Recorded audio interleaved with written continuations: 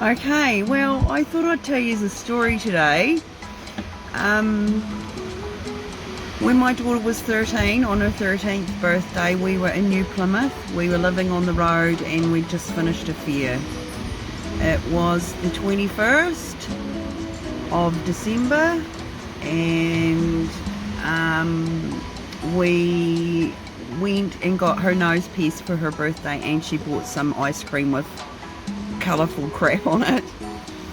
And we jumped in the truck and we headed north, and we headed up over Mount Messenger, and I'm 10 metres long with the van on behind, 15 metres long with the van on behind, and we're grinding up this massive mountain, real narrow and winding, no passes, nowhere to pull over, a couple of passing bays, but you had to be quick.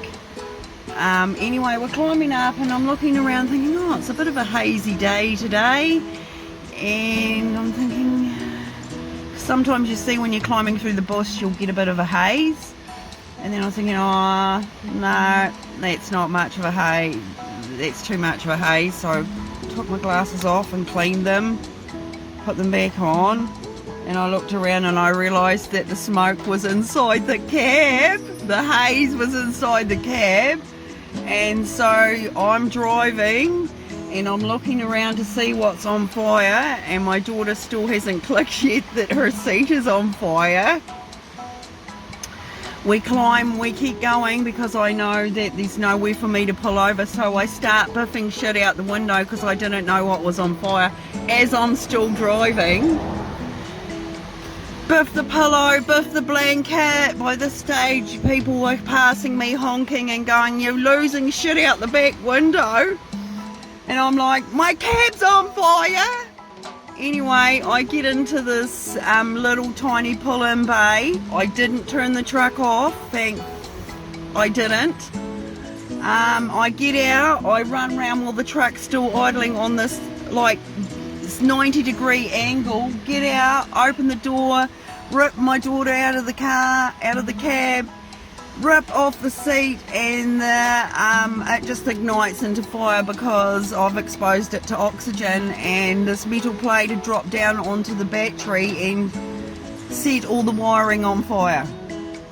I managed to put the fire out with my hands and some carpet that was in the cab while the truck was still running, and I put the seat back on the cab, forced my daughter back in the cab because she wouldn't get back in, of course, because she just about had her ass on fire.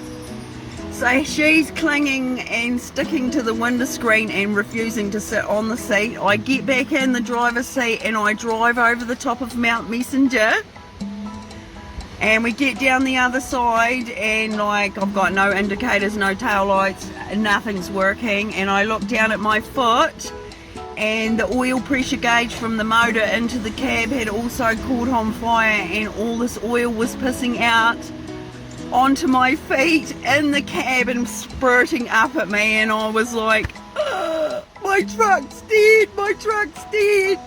And I get all the way down to Tongaparutu where some people came and helped me. I turned off the truck thinking it's never going to go again, and some people come and do first aid because of course I'm all burnt up, my hands and arms trying to extinguish this fire. Anyway, all the terminals on the battery were completely melted off. I had no way of starting this truck. A friend of mine, Ian Mailman, spent a day under the truck and got everything kind of running. He taped off the oil pressure gauge and got me started, and I moved to Mokau where there were other people, and we had a Christmas lunch there. And by telephone, my friend Ian talked me through jump starting the truck, so I got some people to tow me around Mokau, and I jump started this dead truck, hooked the van back on, and drove all the way to Te Kuiti with no lights, the brakes weren't working properly either. The fridge in the house died because there was no battery. It was a nightmare. made it to Te Kuiti and pulled up outside this auto electrician's on the 24th. So I've been travelling for 3 days dead with a dead truck. Absolutely exhausted. This guy comes to work and he's this like massive house truck and van parked outside his shop on the 24th of December. He goes, what happened? I said, I had a cab fire 4 days ago and it's melted my battery and I need a new battery. So it was a $500 battery gone. And so he puts in another one and then I actually can start without jump starting. So I managed to travel all that way. It was about 500 k's, I suppose, with a dead truck and a daughter that wouldn't sit in the cab anymore. So that was her birthday. The 13th birthday was a cab fire.